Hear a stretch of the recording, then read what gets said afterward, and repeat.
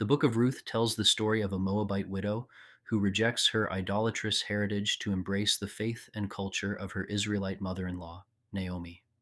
On the surface, it's a rewarding read, but if we look a little deeper, Ruth's story has much to teach us about Jesus. The story begins with famine. Naomi and her family leave Bethlehem to sojourn in Moab.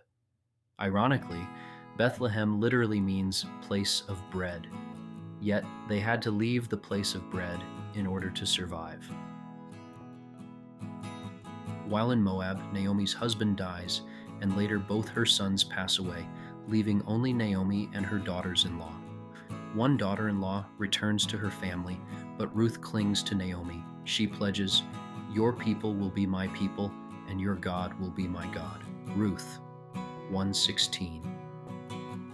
The text doesn't explain why Ruth makes such a bold declaration, but it seems she had come to believe in the God of Israel, and she clearly loved her mother-in-law. When Naomi hears that God has provided food to Bethlehem, she and Ruth return. Ruth, following Naomi's guidance, gleans grain in the fields to feed them both. That's where she meets Boaz, a landowner who also happens to be Naomi's relative. In keeping with the custom of the time, Boaz redeems Naomi's household. He buys the land that belonged to her late husband and marries Ruth, ensuring her protection and her place in the inheritance. And this is where the story begins to foreshadow the gospel. Culturally, Moabites were despised by Israelites, yet we see Boaz protecting Ruth before redeeming her through marriage, giving her a share in the inheritance. In the same way, through Jesus, Gentiles like you and me are welcomed into the family of God.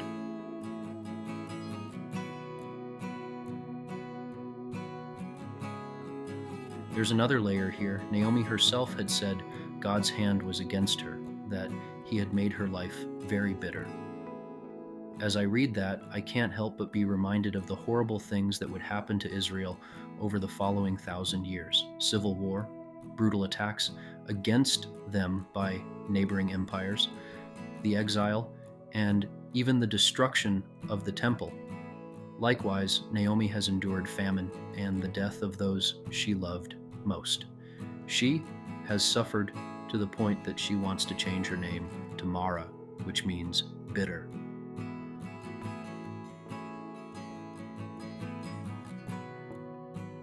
And then there's the detail about Bethlehem, the house of bread. It's where Boaz provides grain for Ruth and Naomi, and centuries later, it's where Jesus would be born. In John 6:35, he declares, "I am the bread of life."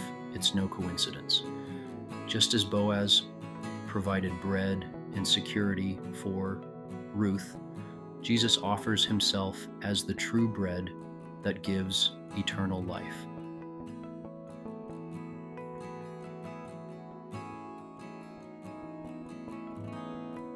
What did Boaz see in Ruth? Two things are mentioned: her devotion to Naomi and her unwillingness to chase after younger, wealthier men. As Gentile believers today, we too are called to show our faith through how we love others, and by pursuing God wholeheartedly through his Son, our Redeemer.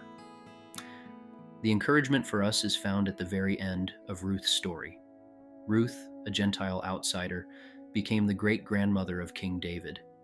Through her, the line of promise continued until it reached Mary and the mother of Jesus. God chose Ruth, a foreigner, to help bring his son into the world.